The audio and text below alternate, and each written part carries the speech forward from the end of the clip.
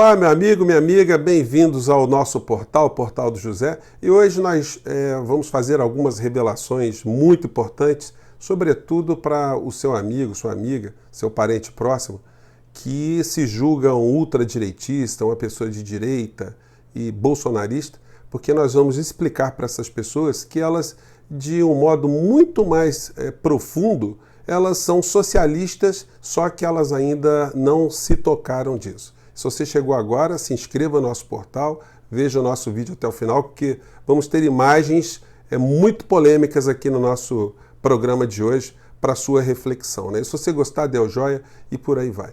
Bom, você pode dizer para o seu parente conservador, seu amigo conservador que se julga de direita, que se ele é a favor do voto igual entre homens e mulheres, ele está defendendo uma ideia que nasceu no socialismo. A igualdade de gêneros, ou seja, igualdade entre homens e mulheres no exercício de direitos, também é uma conquista do socialismo.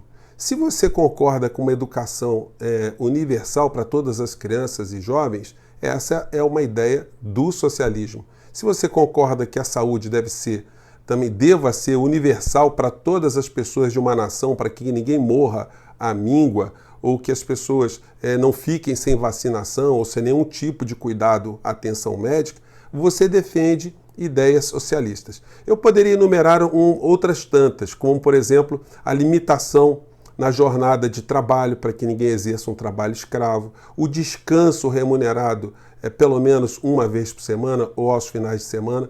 Todas essas são conquistas do socialismo. Então, se você tem alguma pessoa que concorda com essas ideias e que está perto de você, você pode informar para elas tranquilamente. Muitas pessoas falam de socialismo com muito preconceito. O socialista é, acima de tudo, um humanista, uma pessoa que quer que o indivíduo tenha direitos, que ele possa exercer esses direitos em coletividade, que as famílias possam ter direitos e que as nações possam exercer direitos, que haja uma melhor igualdade em proporcionar possibilidades ou oportunidades para todas as pessoas, não é? Mas existe muita distorção e é óbvio que isso é feito de uma maneira programada para que cada vez mais pessoas do povo fiquem afastadas de uma ideologia que é a favor do povo e, portanto, se confronta com o interesse de pequenos grupos econômicos que querem sempre manter o povo numa alienação para que o povo nunca reivindique esses direitos que são direitos humanos muito importantes.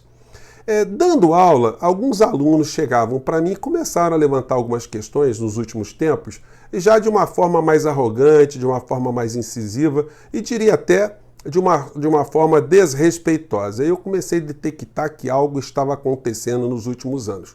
Procurei identificar o problema e cheguei a algumas explicações e algumas eu vou colocar para vocês porque é que tanta gente ao nosso redor está intolerante, impaciente, mal educada e agressiva. Vamos tratar aqui de algumas questões.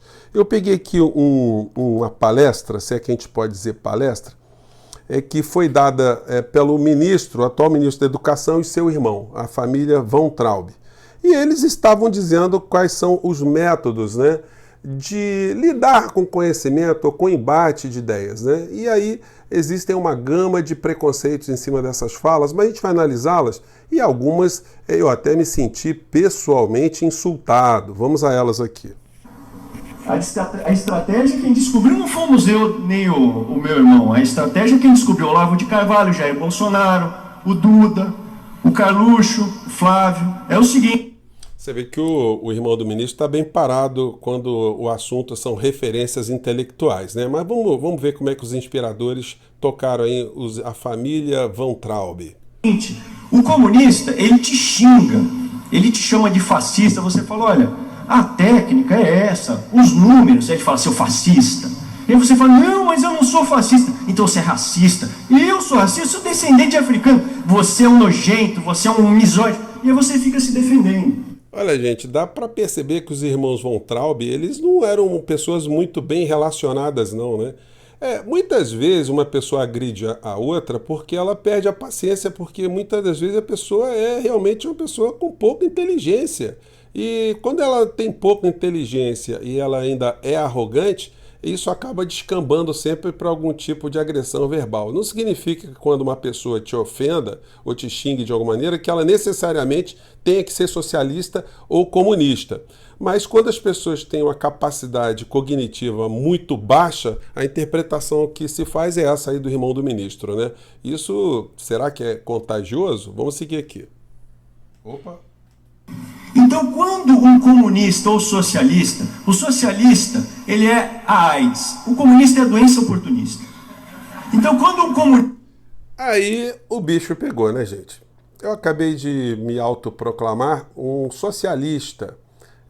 E essa criatura aí, ela acaba de insultar a minha pessoa, assim como todas as outras, né? Dizendo que o socialista é a AIDS.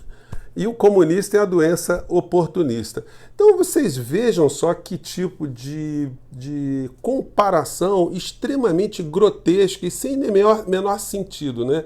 Isso explica por que esse tipo de pensamento tem sido tão disseminado Brasil afora. Vamos pegar mais um trechinho aqui, vamos lá. O comunista ou socialista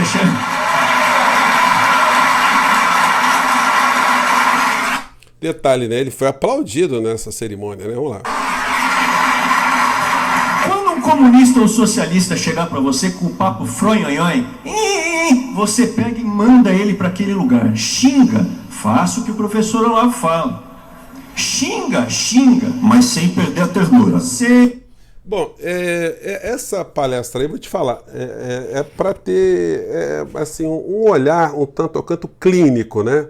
Você não pode se apaixonar, apesar de eu ter me sentido insultado por essa fala aí do irmão do ministro, mas eu li, quer dizer, não, acompanhei até o final, porque isso merece sempre uma análise psiquiátrica mais ampla, né? Agora vamos entender aqui a raiz, o nascedouro desse tipo de ideias, porque eu consegui pegar para vocês também um diálogo entre dois intelectuais.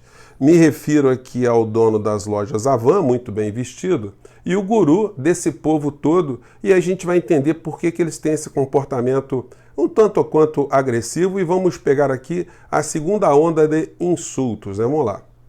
Vamos ver. Fala, meu filho. Opa, deu uma travadinha, gente, mas vai sair. Pronto.